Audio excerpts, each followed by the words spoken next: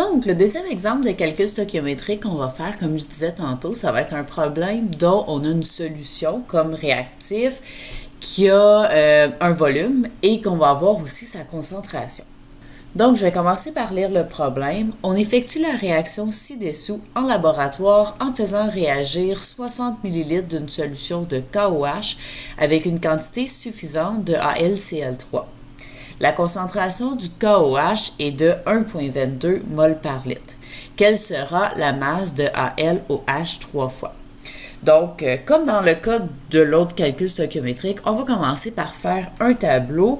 Donc, on va avoir notre première ligne coefficient de stoichiométrie, nombre de moles, et ensuite masse. Ici, on voit que l'équation a déjà été balancée. Je vous conseille toujours de vérifier que l'équation est bien balancée, mais ici, je vous garantis que je l'ai bien balancée avant d'écrire le problème. Donc, ici, pour mes coefficients de stoichiométrie, j'ai de 1 pour AlCl3, 3 pour KOH, 1 pour AlOH3 et finalement 3 pour KCl. Donc, je relis mon problème. On effectue la réaction ci-dessous en laboratoire en faisant réagir 60 ml d'une solution de KOH. Il n'y a pas de place pour les volumes à l'intérieur de ce tableau-ci, donc je vais venir écrire le volume à côté. Donc, on pourrait l'écrire habituellement dans la marge. Donc, le volume de ma solution de KOH va être égal à 60,0 ml.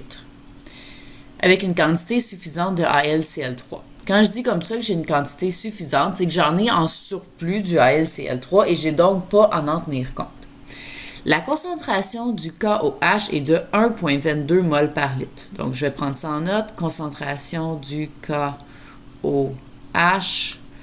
1,22 mol par litre.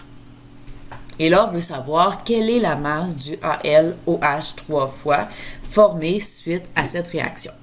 Donc, je peux venir identifier ça dans mon tableau. Donc, j'ai ma masse du AlOH 3 fois. Ça va donc être cette case-ci dans mon tableau.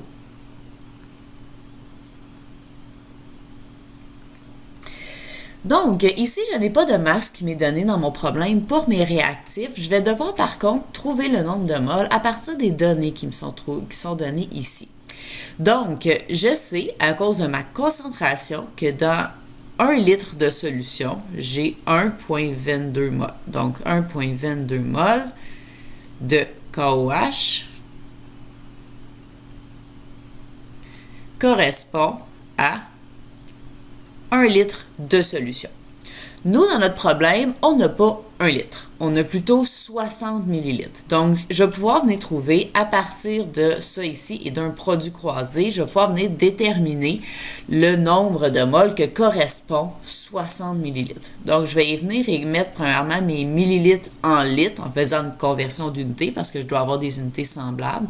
Donc, ça va me donner 0,060 litres. Donc, je venais écrire le même nombre de chiffres significatifs là, dans mes deux volumes. Nous, ce qu'on va chercher, évidemment, c'est le nombre de moles de KOH. Donc, pour ça, je fais 1,22 fois 0,06 divisé par 1, ce qui va me donner un nombre de moles de 0,732 moles de KOH.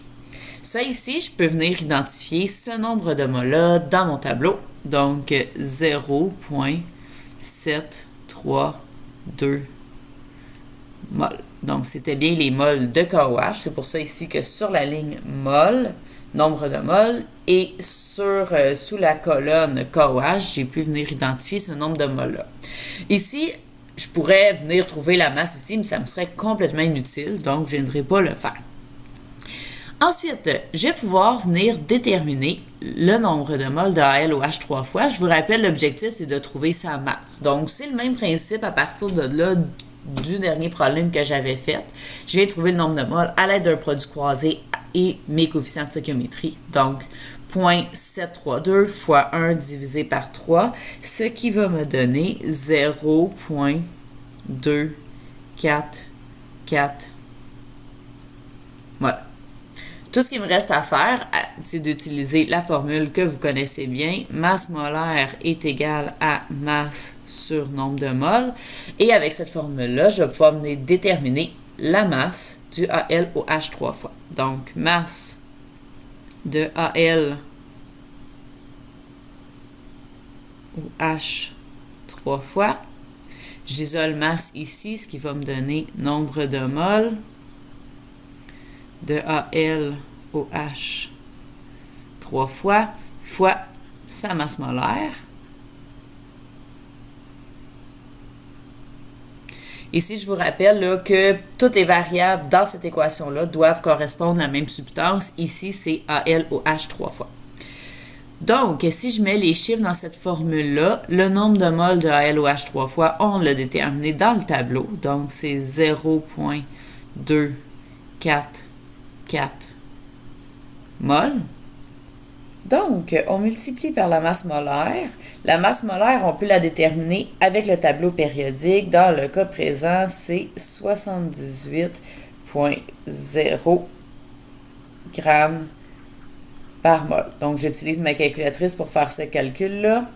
Ça va me donner 19,032 grammes qu'on va arrondir à 3 chiffres significatifs et venir les mettre dans notre tableau. Donc, 19,0 grammes. Et ça ici, ça répond à ma question qui était de trouver la masse de Al au H 3 fois qui va être formée suite à cette réaction. Donc, j'espère que ces exemples vidéo vont vous avoir été utiles.